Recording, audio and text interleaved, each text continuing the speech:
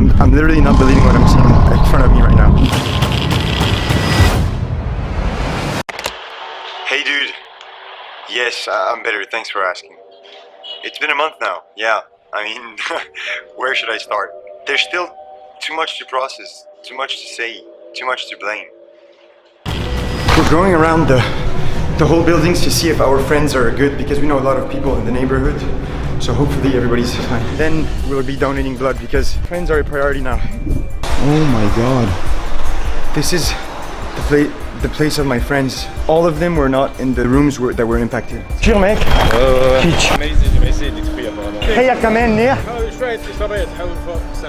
This is insane. In a couple of seconds, the places where I had some of the best memories of my life were literally wiped out.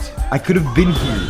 It could have happened to me. I was so shocked that I didn't even dare to film everything consciously, so I just kept the camera rolling for most of the time. Destroyed houses, wrecked streets, damaged cars, blood everywhere, shards, rubble, fire alarms, shattered objects, sirens, ambulances, honks, injuries, smoke, confusion, anxiety, chaos, and suddenly I received some alarming news. I just received a message that it might be a bomb with chemicals, and basically we need to go as far as possible because it could have really bad effects for our lungs. So we're going. I still can't believe what just happened, honestly. It's just super surreal. We had to check on our friends. Most of them are fine. And we're gonna go to the hospital right now to donate blood. Here's what happened. About 2,700 tons of ammonium nitrate blew up. How? We still don't know. It had been kept in one of the warehouses of the port of Beirut for at least 6 years. And the Lebanese government knew all along. Why was it there? We don't know either. There's a lot of theories. But what we know for sure is that there's been around 200 deaths, 7,000 bad injuries, and 300,000 homeless people following the incident. The property damage is estimated to be around 10 to 15 billion US dollars. All those facts obviously are not 100% accurate, and honestly, I don't think we'll ever have the full version of the truth. But those facts can give you somewhat of an idea of the scale of destruction this time bomb has caused. Entire neighborhoods in ruin. People not only lost their homes, but also their inner peace, their health, their loved ones. A grandmother died under the rubble of her own furniture. A mother got squished by a huge rock in front of her 2 children while coming back from the beach. A father lost an eye. A young Marine officer died in agony from his wounds. A girl became disfigured for life. All these aren't random stories you hear on the news. They belong to people that I know, friends of mine.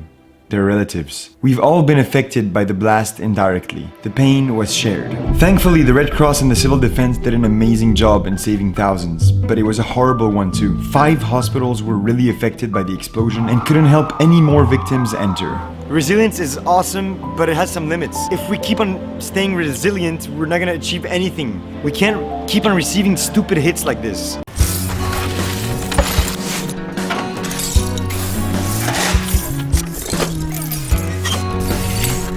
Despite the total lack of help from the government, hundreds of thousands of civilians took over the streets. No one had asked them anything. They were all volunteering out of sheer goodwill and compassion for the victims and helping each other without expecting anything in return. The streets were full of people, full of love, full of humor.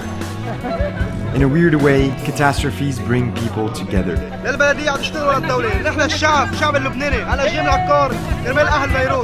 كل فريق عمل تبع مواطن لبناني وكل المواطنين والمواطنات اللبنانيين يلي موزعين على كل شوارع لبنان يلي عم بيشتغلوا يعطيهم ألف عافية. اليوم كلنا تركنا بيوتنا يلي مخربة وقاعدين على الشارع لأنه هيدا this is our national duty. هيدا الدور تبعنا وهيدا اللي لازم نعمله هلا وبنساعد بعض لأنه اللبنانيين اليوم لبعض. I'm walking around the streets and there's all Lebanese people on the streets trying to help, volunteering. Everyone on the streets with brooms, universities, NGOs, everybody, individuals, just going down and helping wherever they can.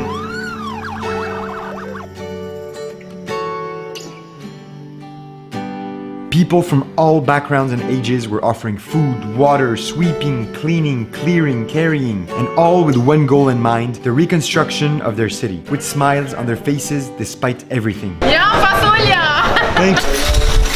Even if most people said they were devastated, angry, and lost hope, their actions were contradictory. The power of survival and hope was bigger. We're giving out free food for everyone that's working out and helping Jamaises. عم نوزع أكل للعيال بجايتي. 4th day on the streets. Right now we're in a buggy and we're distributing water to the people in need.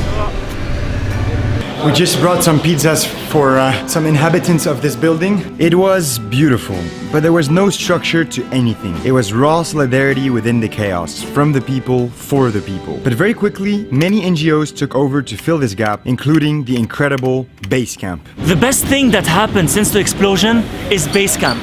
What's happening inside is super interesting. A group of awesome NGOs combined their forces and knowledge to create Base Camp. Dedicated young professionals are working tirelessly every day for the greater good of their country. They're taking care of all the needs of the city in a very organized way, all while delegating the task to the volunteers in a balanced way. هون الفولunteers management unit اللي بيصير فيها data collection تبع الvolunteers. From prioritizing needs to managing volunteers, logistics, data collection, reconstruction, managing donations, mental health support, they basically replaced in a very qualified way the management team that was missing. The first phase in Beit Nabetak is to rebuild 400 houses, and the next phase will be 600 houses. Even foreign aid came helping in very effective ways from various countries and professional backgrounds. Rescuers, firefighters, doctors, food donors, the list continues. This is the Lebanon we all deserve. A Lebanon full of motivation and teamwork and good intentions.